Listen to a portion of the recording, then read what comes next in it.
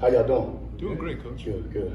So, Coach, what was the most important thing you learned about your defense during preseason camp? Most important thing, that's a good question.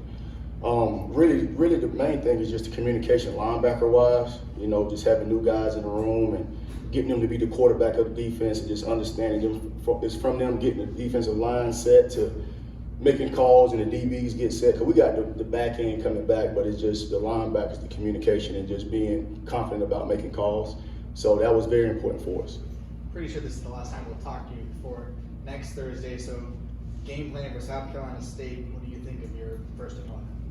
Man, you know what? First of all, I just got a lot of respect for Coach Pugh, Buddy Pugh. I'm from Columbia, South Carolina, so I know a lot about Coach Pugh. I know about what he did at Fairfield Central as a high school coach when I was a little kid. I just remember them being on a cereal box. They won a few championships when he was there. Then from his career from there, going to the University of South Carolina, being a position coach, and then being at South Carolina State for a long time. Very well-respected guy in the state.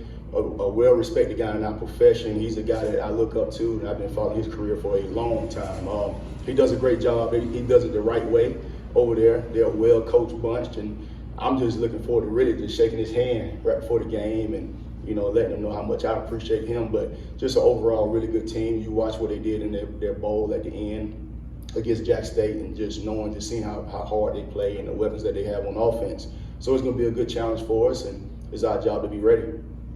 Coach, obviously, as the overseer of the defense there, you have a unique perspective looking at the offense and trying to stop them in practices and such. John Rice Plumlee recently named the starter. How do you think he's progressed through camp? Like, he came in, hadn't played the position for a while. Now he's named the starter. What growth have you seen from your perspective in John Rice Plumlee? Yeah, that's a great question. Just him understanding the offense, understanding what Coach Malzahn is calling. And, this fall camp, we didn't go live, but we went live in the spring, and you could just really see what he brings to the table with his legs. And you saw in the spring game that he can throw the ball. So he gives her that ability to do both, and he's going to give defenses a headache with different things that he can do. And Coach Malzahn put him in a position to be successful and our offense to be successful, in return our team being successful. But just seeing his growth and him just understanding our offense and understanding what Coach Malzahn is trying to get him to do. Coach, a little bit more about the linebackers coming out of camp now. How does the linebacker course shake out? It's been good just to watch those guys compete, guys battle, and I tell them every day is an interview, every day is competition, and there's so much competition there where if a guy messes up, I just put a new guy in, So it's like, okay, my main thing is, okay, I want to correct something new. I don't mind coaching, but I don't want to correct the same thing over and over again. And those guys showed a lot of growth. I think we hit it with all of those guys, to be honest with you. And all those guys bring different things to the table, whether it's just the physicality, whether it's speed, whether it's knowledge. Very pleased with where we at in the linebacker room. How pleased are you with your entire defense at the end of camp now?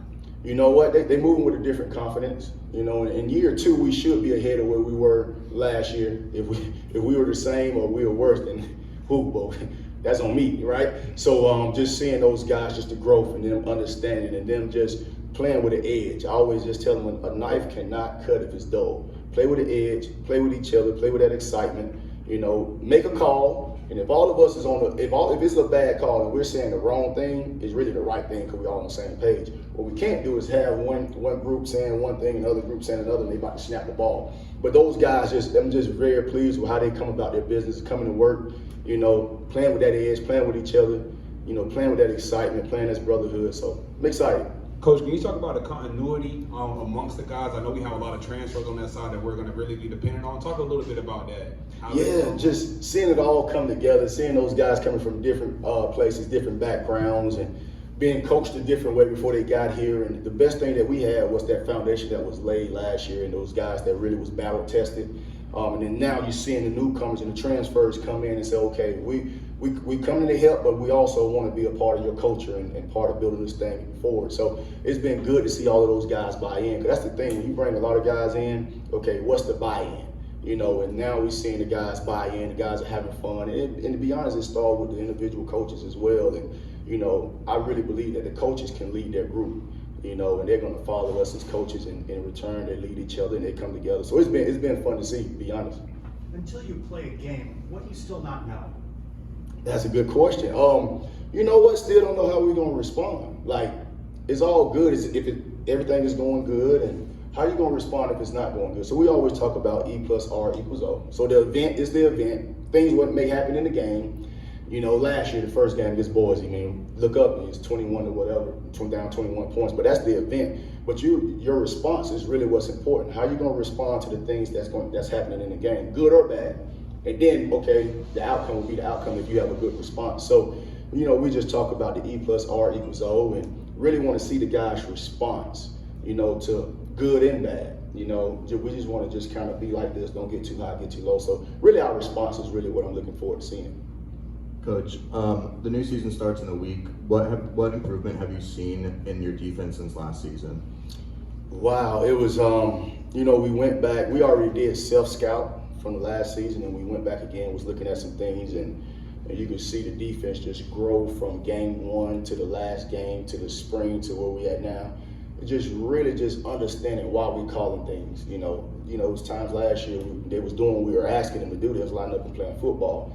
But now just understanding why we calling different things in different down and distances and different situations. And if it's 2 minute, why we calling what we're calling. And don't jump up. We always talk about the no cover zone. Don't jump on the flat. They trying to throw it over your head. They're giving you this bait, right? They don't want the little money. They want the big money. So give them the little money.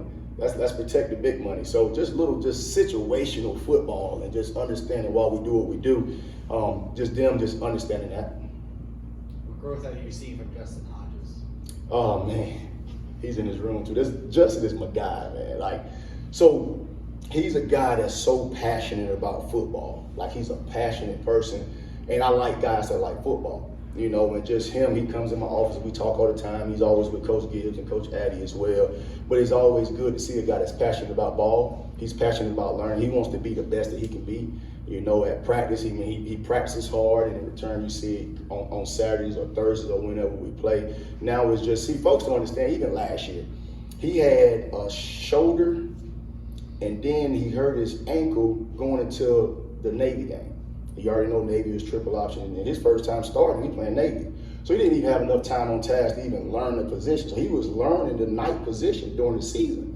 And you could see, okay, by the end of the season, he kind of got the grasp of what he's doing. Now he's went through spring, he's went through fall. So now he's mastering the position. So it's a lot of things behind the scene that people don't see. But he's going from injury and not practicing, and he hurt his ankle, then boom, we playing Navy. You know, so very proud of his progress, very proud of the way he go about his business. Coach, and this is kind of just a question to you generally as a defensive mind, you know, at the college level and all this other stuff. But a lot of times you'll be seeing mobile quarterbacks throughout the schedule, and really that position's kind of evolving to where you have to really be a dual threat to be successful, whether it's high school, NFL, whatever.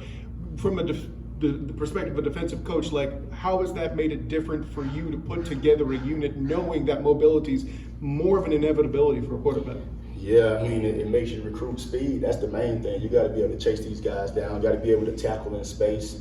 You know, with those mobile quarterbacks, it makes defenses play 11 on 11. So you got a middle field safety. He got to figure out a way to come be eyes on the quarterback, or teams that's playing quarter coverage just to get more eyes on the quarterback. It makes you defensively, you know, do different things scheme-wise to slow down the quarterback. So I mean, it's a tough task. You chase him around, and if you get one that has the ability to throw as well, man, it's tough. What's your favorite part of game week? Wow, favorite part of game week is really, you know, the preparation. Because, like, you know, us as coaches, you get the film and you're breaking it down. You're going through all the film. You're going through the situationals, and you're watching it again. You're just trying to see if you missed anything, and it's just like a puzzle that you're putting together. Then it's showtime on Thursday or Saturday, whenever it is. You want to make sure all the work that you've done, making sure it shows up on game day, and also being ready for something that you haven't seen.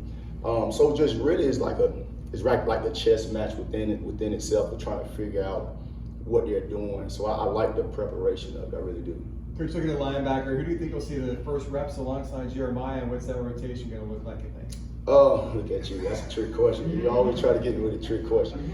That's pretty good. Oh, you almost got me too. Well, it's going to come out Sunday. So it'll be out Sunday. So it's got a couple more days. Kind of on those lines, some true freshmen. I know you're high on all the guys coming in. I know there's depth in spots. They may not be needed immediately, but do you think there's a chance some of those guys can help you this season? Yeah, you'll see all of those guys play at some point. And now the new rules of, okay, they can play up to 4 games for their red shirt. You know, you got times within the season where you'll see them, and some guys will be ready right away. Some guys you sprinkle in here and there and get them ready throughout the season. So just having a plan for all of those guys, if they can help you, man, play them. And was there a guy or two that kind of impressed you, that stood out? Yeah, you know what? Shoot, man, I really do think we hit it on all those guys. I really do. I think the recruiting class, just speaking defensively, man, you could talk about T.J. Bullock, you could talk about Cam Moore, you could talk about the Hennessy twins, you could talk about Nakai, you could talk about Jamal, you could talk about KT. All of those guys, and I don't know if I forgot a guy, all of those guys, like, we really hit it on. At some point, it's not a guy that we brought in and was like, whoa, boy, we missed on him. All of those guys, like, hey, he's ready right now, or at some point, once he figure it out, he's gonna be the real deal. So that's the thing, and you'll know 2-3 years down the road, to be honest with you. That's when you really can see your recruiting class. What's the health on your side of the ball? You know what? Fairly healthy, to be honest with you. We have all hands on deck. We have everybody out there. Everybody that went through fall camp will be out there. So that's a good thing. So now we getting enough bodies to the game now, because obviously last year injuries and different things like that. So you want to go to the game with all of your bullets. So right now we do have all our bullets. And you feel you have more depth than you did a year ago? Oh, absolutely. We have more depth. We'll be able to do different personnel groupings. We'll be able to put guys in different situations so we can run some different things defensively. So that's one of the biggest deals that we looking at as coaches. Like, it was times where the reps got high and you didn't have anybody to sub. You know, now we got guys that we can sub and keep fresh. So that's one thing I think that's a big part of us successfully being a defense. That's one.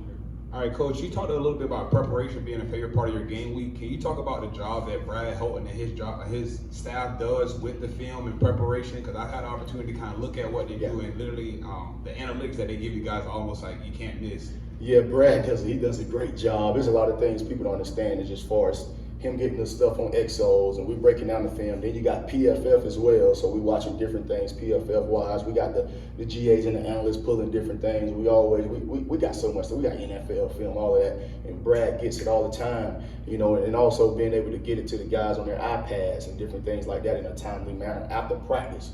You know, getting practice film to the guys so now they can watch on their iPads and they get a meeting before the meeting. So Brad and his crew does a great job. Coach, just a word from you about UCF great Shakeem Griffin. Yeah. The announcement that he's retiring. Yeah, I saw that yesterday, and just to see what he's done in his career. I saw him firsthand when they played us when I was at Auburn, and it was like, wow, he's all over. I think he had like 12 tackles and 1.5 sacks, and I think 3 tackles for a loss. I know his stats, you know, and just to see what he did at the combine and see what he did in the NFL, and I see he's doing some public speaking in different places, and you know, you can see that he's really using his influence in a positive way. You know, he has a platform and being able to bless others, and I don't know what it holds for him in the future, but he has a bright future in whatever he does. He has a remarkable story that everybody want to listen to. He is an inspiration to a lot of people. Can we give a shout out to your daughters? You got the girl that hat. Yeah, girl dad hat. So my daughters bought me this, and they actually watch this stuff on YouTube. And obviously it's fall camp, and daddy's not home like he usually be. So I told her, baby girl, I'm gonna wear this hat here, and like this is like one of my favorite hats. So I wear it a lot actually. So sometimes it don't even match my clothes, and I wear it. So shout out to my daughters, True, Rain, and Brave. Shout out to them. Coach, the first game is Thursday, and you said you guys are moving with a different confidence. How did you help get them to that point? What was that conversation?